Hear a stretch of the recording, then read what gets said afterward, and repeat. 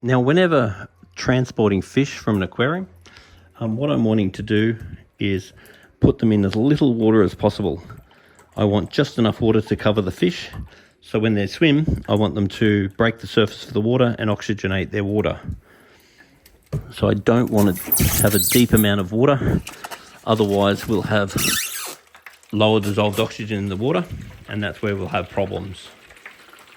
And we want to try and have as little fish per bucket as possible, but we've got our job set out for us today. And then we want to try and get these fish back to the shop as soon as we pretty much can. So any jobs that we can delay till next week or next visit are probably a good idea in the fish's interest, but also just be aware that these crossbred fish really don't have a value. What I'm going to do is do a gravel clean, where I'll move this gravel cleaner around on the bottom of the aquarium, and then the gravel cleaner will spin the gravel round, the dirt will come out and the gravel will fall back down again. So I'm removing dirty water out of the aquarium. What I never want to do is just pump good water in off the surface. I want the dirty water in the gravel. Removing good water from the surface and draining it out the door is almost a waste of time, when you can get a lot more value out of the water change by cleaning the gravel at the same time. I never want to remove more than about a third of the water out at a time, because if you start moving half, particularly if it's winter, putting cold water into the aquarium can risk the fish. It can make them end up with white spot, which is sort of like catching a cold. And when you see how dirty the water is, using a gravel cleaner, you understand why I never ever want you to take clean water off the surface. It's a waste of time. Now, the temperature of this aquarium feels okay to me, but I'm not actually a human thermometer. There is heaters in this aquarium, but I can't see any thermometers.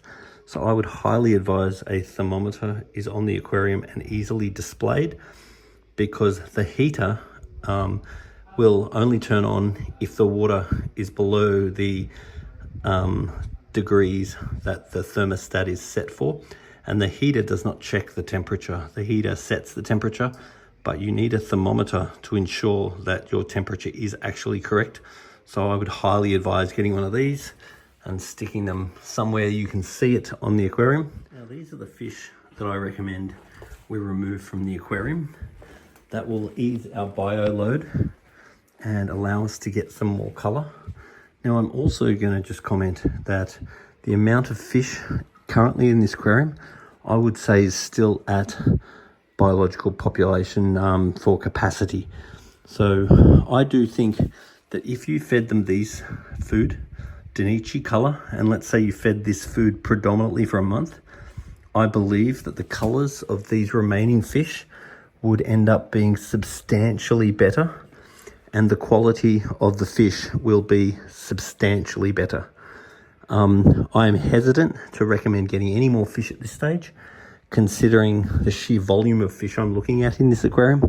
If we did want to get more fish, I think we need to look at removing some more of these yellow ones, but I'm not suggesting that right now, because I think that there is some quite nice fish in here, and I think given a chance on better quality food, I think you might really enjoy these fish. So I would recommend just keeping these fish. Now, in about a year or two, if you find that you can walk past the fish without looking at them, now it's time. And then I would look at stripping out some of these yellow ones and getting something new and something different. But right now, I'm going to call this a full aquarium. Now, back to feeding. Now, when you look at these fish, they're very, very fat. That is a fat fish. We don't want the bellies extruding like that. So therefore, when you feed, I want you to feed what they eat in about 30 seconds. So I want all the food consumed in about 30 seconds. And I want you to feed them about 5 times a week. So not every single day. And then over months, you want to be looking at the belly of the fish.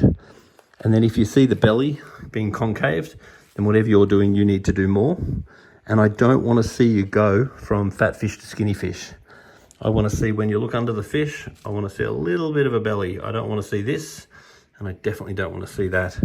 And once again, if in doubt, grab your phone, make a little video, make sure we can see all the fish, then come down and see us at the shop and we can advise you.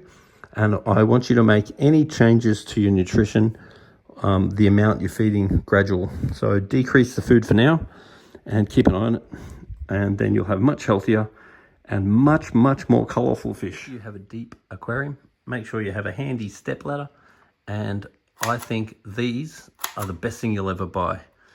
Get the max spec ones because they're really good, and they make it really handy just to make any little changes in your aquarium simple. And then I use them for cleaning up all the time. I use mine all the time at home, and I find it's a really handy tool just for picking up after the kids, picking up after your wife, and making your life easy. I really recommend getting one of these things. I love them. If you have kids in the area, these things are great. So they're just little child locks. You just go like that, push it down. Wonderful little thing to stop your kids getting in there, causing trouble.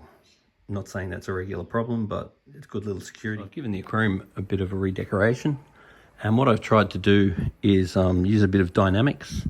So you can see right to the back of the aquarium there.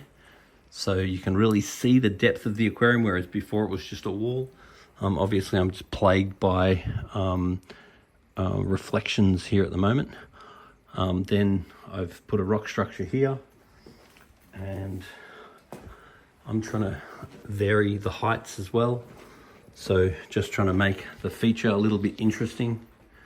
And most of all, I'm trying to make the feature look different to the way it was before, because once again, change is king. So I would recommend enjoying this structure for a period of time, and then every now and then out comes the structure, out comes your least favorite fish, and put it all back completely different. And just be aware that the plants are a little bit disposable. Over time, the plants do look a bit, how you going? And then you really want to be mindful of how much you're interacting with the aquarium. Now, magnet cleaners are one of the best things to keep the aquarium clean. But see here, there's gravel under the magnet cleaner. This is suicide, because if you go using this